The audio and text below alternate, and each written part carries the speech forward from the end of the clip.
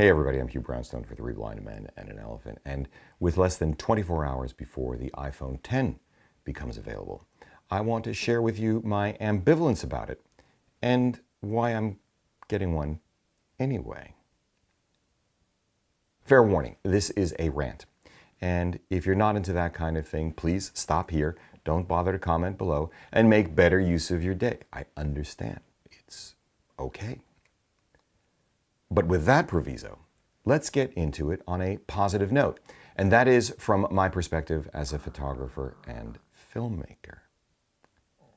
It begins, of course, with the upgraded camera, with the second longer lens now image stabilized, which you don't get on the 8 Plus, frame rates up to 60 frames per second in 4K and 240 frames per second in Full HD, which are extraordinary specs for any camera, modest improvements in maximum aperture on both lenses, and purported improvements in low light sensitivity, color accuracy, dynamic range, tonal gradation, and simulated bokeh, I expect my imaging deliverables will be improved in ways that matter to me. Though, to be fair, the 7 Plus is already extraordinary, as with just the slightest perspective you may agree, watching 2 videos we did earlier this year on the High Line in New York City. On the other hand, I'm also hoping the 10 is a better monitor for my DJI Phantom than the 7 Plus has been, because the 7 Plus has been terrible in warm weather. The screen automatically dims into oblivion as it heats up. Now the 10, on the other hand, has a slightly bigger screen using OLED technology, which promises to be brighter and contrastier. I'll have more to say about this once I have the 10 in hand, but the bottom line is this. These things are reason enough for me to spend $10 a month more than I am now to get it. The other stuff, like the elimination of the home button, I mean, really, in the overall scheme of humanity, I'm going to allocate cycles to this? No. And while I do expect teething problems, nothing as dramatic as the bend gate and antenna gates of yore. I don't know, maybe there's a Face ID gate in our future. I'm not particularly concerned, even as I don't expect these camera improvements to be dramatic, nor divert me from the dedicated cameras I already have and use.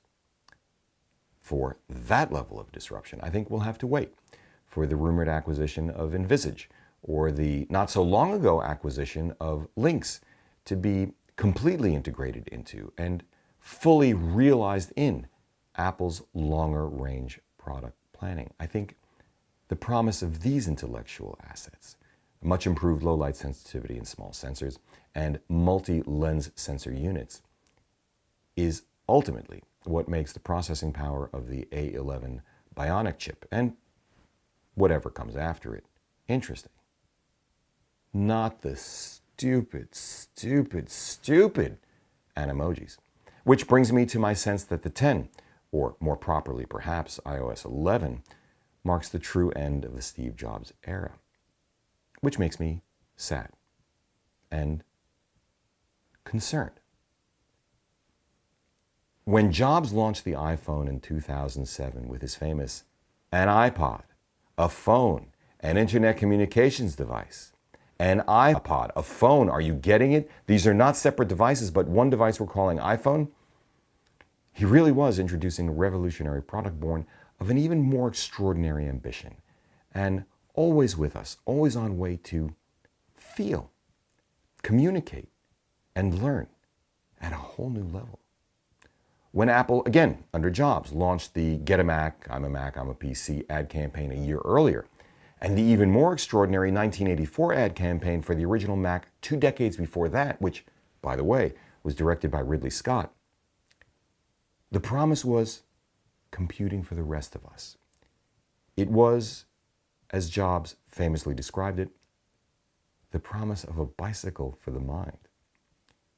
Those of us who were alive and paying attention back then could feel it. We knew it. Jobs was right. Apple was unleashing creativity in the most profound way in human history, and it was ours for the taking. Now, take it we did, as have millions upon millions of people ever since, leading to an explosion of creativity and awareness that really has changed the world forever. Which brings us back to the stupid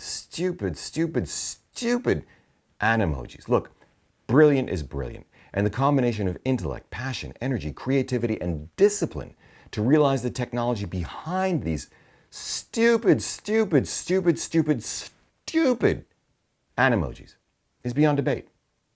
Just as it is indisputable that this technology will find its way into legitimate storytelling for the rest of us. But I despair that even as what is arguably the greatest company of the 21st century thus far continuously improves upon what it has already done, the seeds of its demise could not be more apparent than in the excitement of its top executives and their effort to get us excited about the ability to transfer our facial expressions onto a pile of poop. Is this really, truly computing for the rest of us? Because if it is, we've got problems.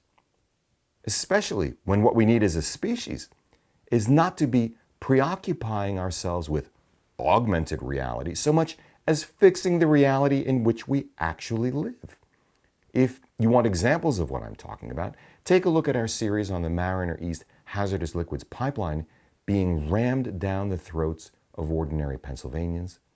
Or, more positively, see how Tony and Chelsea Northrup worked with other industry bloggers to help bring clean water to Puerto Rico after Hurricane Maria left millions of people without power or running water.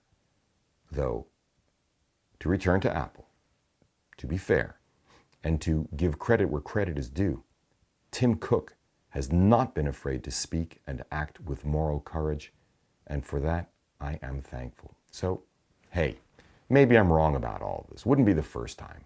Maybe I just need to get outside, walk the pooch, feel the sun and wind on my face, regain my sense of humor, and get my hands on the latest shiny thing from Apple ASAP.